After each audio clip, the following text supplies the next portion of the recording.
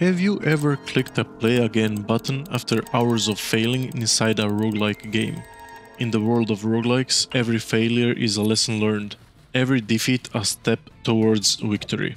Join me as we explore why gamers keep coming back for more. You know what roguelikes are, but others don't. So let's take a short trip back to 1980, the early days of computing. A game called Rogue just came out, which was developed by Michael Toy and Glenn Wickman. It featured procedurally generated dungeons, turn-based gameplay, ASCII graphics, and permadeath, meaning that when your character dies, you have to start over from the beginning. The term roguelike itself originated from the name of the game Rogue. As similar games began to emerge, they were referred to as like Rogue or roguelike games. In the early days, roguelike games were characterized by their ASCII graphics, text-based interfaces, and grid-based movement. They were known for their high level of difficulty and depth of gameplay, often requiring strategic thinking and careful resource management to progress. As gaming advanced through the years, so did the versatility of roguelike games. Today, a roguelike game is typically defined by several key features: procedural generation, permadeath, high difficulty, and deep gameplay mechanics. Although there still are turn-based or grid-based roguelikes, I wouldn't say they qualify as a core gameplay element today.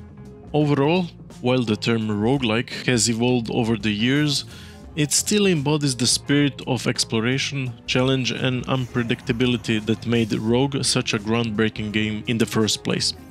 Now that the history lesson is over, let's try to figure out why roguelike games are so addictive.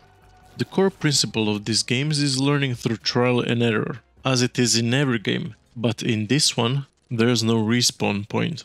There's usually a permadeath involved where you lose all progress and need to try again. Where's fun in that, you ask? Well, when you first set your foot in a procedurally generated world, there's no pressure on you as a player. You're expected to fail. You have no valuables to your name yet, so ending the run, match or game by failing or dying doesn't actually feel bad. It makes the beginning of the run easy and addictive.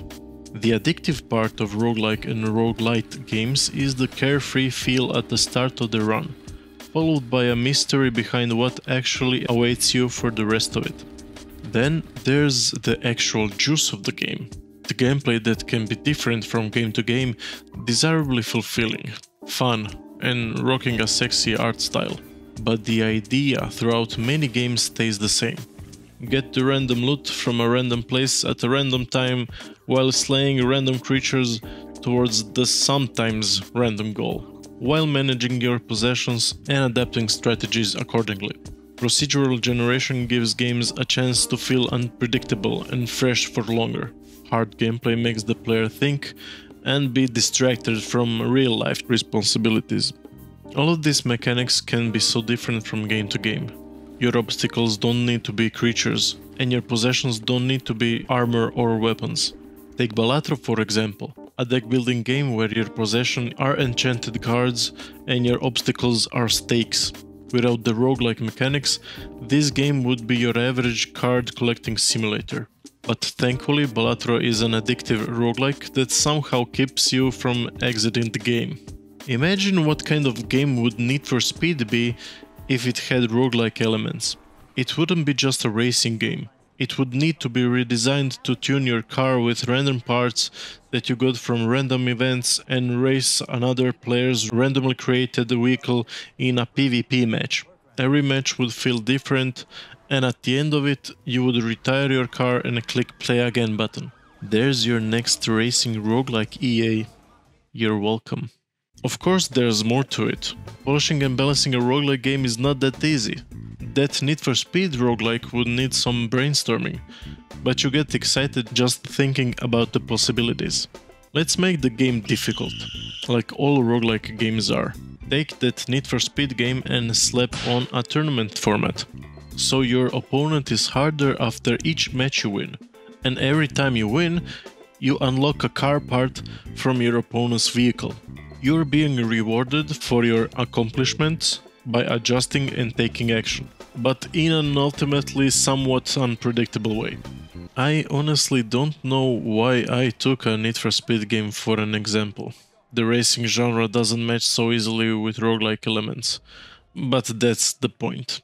That little gift of knowledge after each run keeps you going, and when you finally start to get it, comes the hard part. These games are difficult by design. The more you accomplish in a single run, the more pressure you feel while trying to keep up. The progress you've made by collecting, defeating, solving, all that knowledge must be used correctly or everything falls apart. The fear of losing everything makes a calculated success so much more satisfying. Gamers love to be challenged. They are addicted to dopamine, and only way to get it is by overcoming a challenge. But here comes the twist. A lot of roguelikes don't have an end goal. Some of them have an infinite game loop with increasing difficulty. These games have a huge replayability potential. Just look at Lethal Company.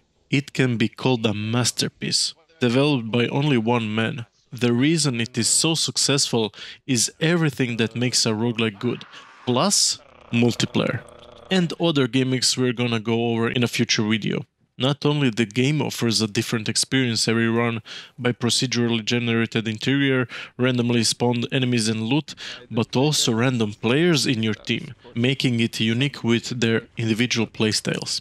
Furthermore, roguelike games like others usually offer a variety of items, abilities, characters, and modifications that can give unique and interesting combinations, but feel even more special because that kind of setup may never happen again in future runs, or at least it would be very hard to recreate. Let's take the Binding of Isaac for example. Modifications done to your character are different every time you start a new game. You almost never get the same combination again. That's why you appreciate each powerful combination more, as well as your current run because of it.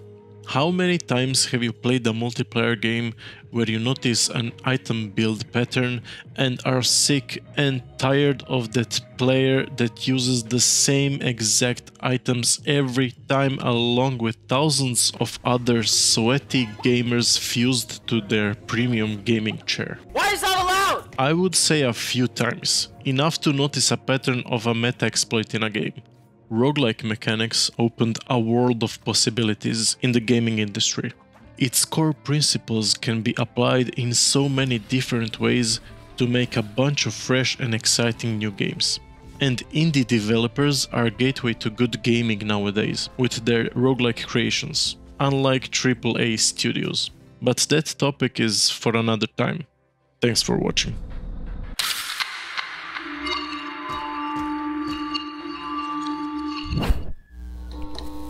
In the early days,